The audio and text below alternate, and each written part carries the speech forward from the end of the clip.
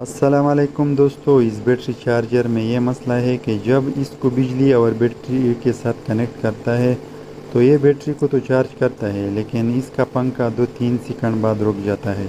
तो ये एक मसला है। तो प्लीज़ वीडियो को आखिर तक ज़रूर देखिए और मेरे चैनल को भी सब्सक्राइब कीजिए।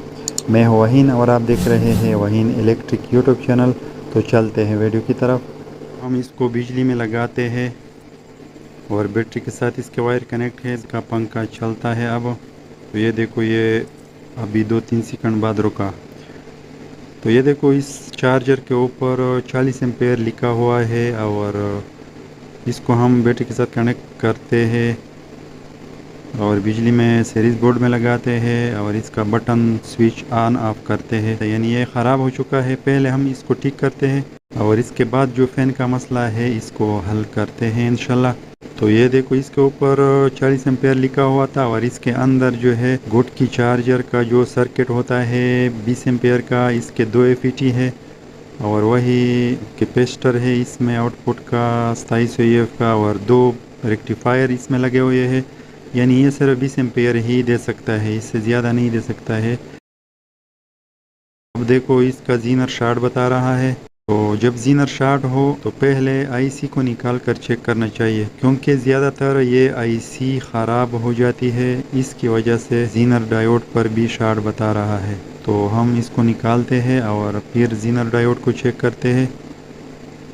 तो अब देखो, जीनर डायोड पर शॉर्ट नहीं आ रहा है बल्कि बिल्कुल सही बता रहा है, सही है जीनर डायोड। और इसका एफईटी भी चेक करते हैं। एफईटी भी सही है, दोनों सही है बिल्कुल।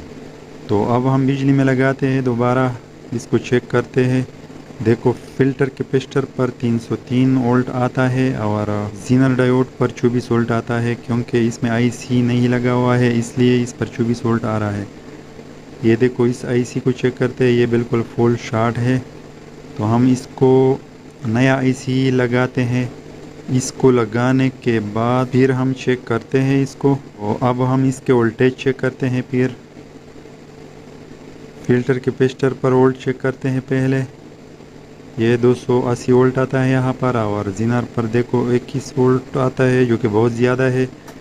तो हम इसके आउटपुट को चेक करते हैं कि आउटपुट देता है कि नहीं। वो तो इसका आउटपुट भी 20-21 वोल्ट दे रहा है, तो इसको हम कम कर देते हैं। ये किसी ने इसका पोटेंशियोमीटर घुमा दिया है इसलिए इसका वोल्टेज ज़्यादा है आउटपुट का।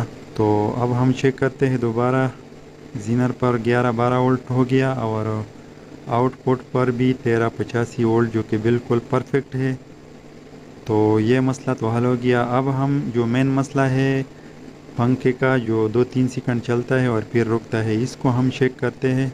अब हम बोर्ड में लगाते हैं इसको। तो ये देखो, इसका फ़ैन चल रहा है और फिर थोड़ी देर बाद ये रुका। अब हम इसको देखते हैं कि इसमें क्या प्रॉब्लम है। ये देखो, ये एम्पेयर भी दे रहा है लेकिन इसका पंखा चलता नहीं है। ये बिल्कुल बराबर एम्पेयर दे रहा है, बैटरी को चार्ज भी करता है। तो अब इसके आईसी को LM358 को निकाल कर चेक करते हैं कि इसमें तो प्रॉब्लम नहीं है। तो हमने दूसरा नया लगा दिया अब LM358 आईसी। तो अब दोबारा चेक करते हैं इसको। तो ये देखो, ये फ़ैन चल रहा है और फिर देखो रुक गया। यानी इसमें मसला है, आईसी सही था इसका और कोई दूसरा कंपोनेंट में प्रॉब्लम है। शायद पंखा ख़राब हो इसका, तो हमने दूसरा नया पंखा ले लिया। इसके साथ हम इसको चेक करते हैं। ये देखो, ये चल रहा है अच्छी तरह और फिर 2-3 सेकंड बाद ये भी रुका।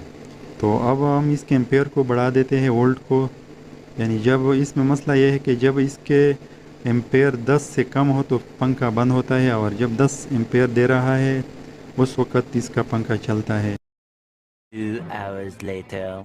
तो फ्रेंड, 2 घंटे बाद फ़ैन के रिलेटेड जितने भी कंपोनेंट थे सारे मैंने चेक किए। इसमें एक ही कंपोनेंट ख़राब निकला, जो कि ये रजिस्टर है। ये 1.2 वैल्यू बता रहा है और यहाँ पर देखो 8.2 के लगता है, लेकिन मैंने यहाँ पर 5.6 के लगाया।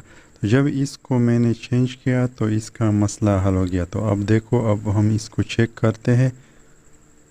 ये देखो, अब इसका फ़ैन लगातार चलता है।